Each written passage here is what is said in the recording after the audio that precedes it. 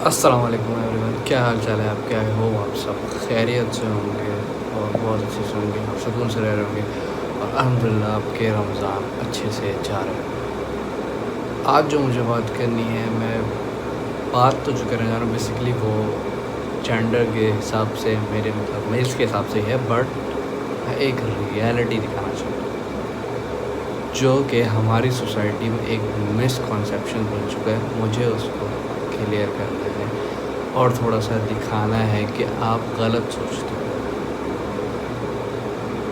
बिल्कुल भी जज नहीं करना मुझे, क्योंकि सोसाइटी ने ये इस तरह से बना दिया है।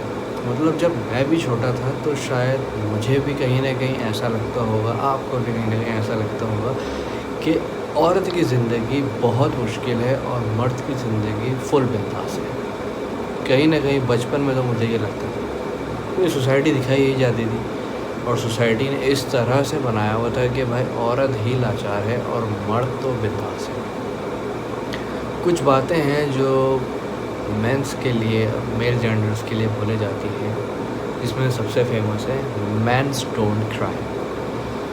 मैं ये पूछना चाहता हूँ कि क्या आंसुओं की मोनोपोली फीमेल जेंडर को दी हुई है, मेल जेंडर्स के लिए नहीं है? आंसू दर्द को दिखाने का और दर्द को छुपाने के लिए तो फीमेल के लिए है, मर्द के लिए नहीं है। अगर किसी का भाई मरता है तो वो ना रोए, किसी का बाप मरता है तो वो ना रोए, उसका कुछ नुकसान होता है तो वो ना रोए। यहाँ तक कि अगर वो खुद भी मर रहा होता है तो वो ये सोच रहा होता है कि मैं मर गया तो मेरे घर वाले परेशान हो जाएंगे, वो रोएंगे। But man don't cry. Second, all mans are dog. ये ट्रेंड जिसने भी सेट किया है उसने एक बार ये ट्रेंड सेट करने से पहले अपने अराउंड नहीं देखा कि उसका बाप भी है, भाई भी है, बेटा भी है। 2 लोग, 3 लोग, 4 लोग, 5 लोग, 1000 लोग, 10,000 लोग, 1 लाख, 2 लाख लोगों ने गलत किया। आपने पूरे जेंडर को ही फ्रीकिंग टैगलाइन बना दी कि ऑल मैंस आर डॉग।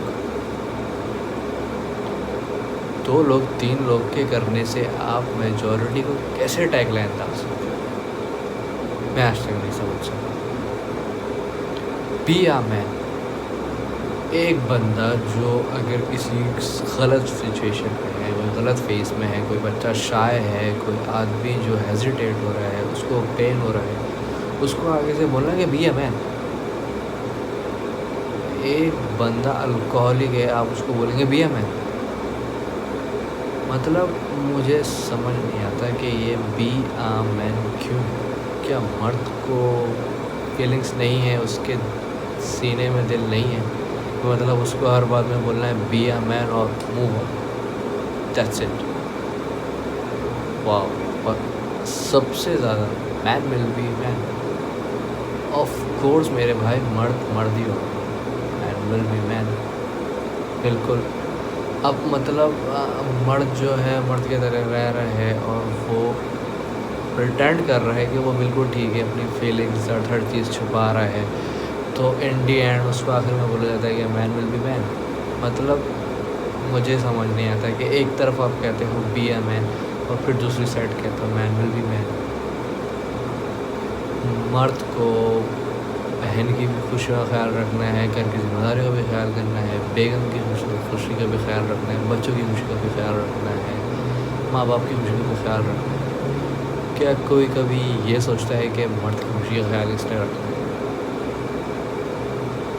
मतलब क्यों हम इस जेंडर को ही भूल चुके हैं इस दुनिया में कि मतलब कोई विक्टिम भी है।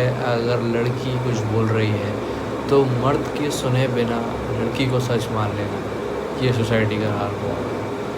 अगर कहीं डिवोर्स होती है तो मोस्ट ऑफ टाइम क्या बोला जाता है कि मर्द ने ही कुछ गलत किया होगा और इसलिए उसने डिवोर्स दे दी, इसकी नीड में।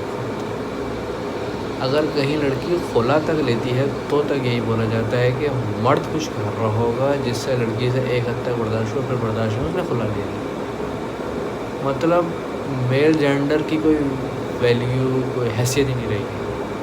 आप गोरे हो, स्टेबल हो तो आप बहुत अच्छे हो, आप काले हो, आप स्टेबल नहीं हो, आप सक्सेसफुल नहीं हो तो आप ना मर्द, फिनिश। लड़के से बेशक उसके बाप का ही बैंक बैलेंस क्यों ना हो, उसकी अपनी 1 रुपये की कमाई क्यों ना हो, पूछा ज़रूर जाता है कि बैंक बैलेंस क्या है, स्टेटस क्या है। आपको सक्सेसफुल भी चाहिए बंदा, वेल सेटल चाहिए, वेल एजुकेटेड चाहिए और यंग भी चाहिए। ये कहाँ लिखा हुआ है भाई? कैसे हो सकता है? मुझे भी बता दो कि बंदा वेल सेटल भी हो, बहुत फुल सक्सेसफुल लाइफ गुजार रहा हो, अच्छी तालीम हासिल कर चुका हो और यंग भी है। भाई हमने नहीं देखा आज तक ऐसा, दिखा दो अगर कोई है तो। मुझे नहीं समझ आता। मैं यहाँ पे किसी को भी सही करने या किसी के कॉन्सेप्ट्स को ठीक करने या उसको परसू करवाने के लिए नहीं बैठा, ना ही ये बात करूँ। मैं सिर्फ लोगों को एक सोसाइटी ने जो मिसकॉन्सेप्ट और एक चेहरा बना दिया है, मैं सिर्फ वो दिखा रहा हूँ कि वो कितना सही है और कितना गलत है। मैं और कुछ नहीं कह रहा। आपकी मर्ज़ी, आप जो सोचो जो समझो, मगर एक बार चेहरे को सही से देखो जो एक चेहरा बन चुका है सोसाइटी में। उम्मीद करता हूँ मेरी बात समझ में आएगी, मुझे कोई जज नहीं करेगा और मेरी बात को समझेगा। अपना बहुत ख्याल रखिएगा, फिर मिलूँगा किसी वीडियो में, तब तक के लिए अल्लाह हाफ़िज़।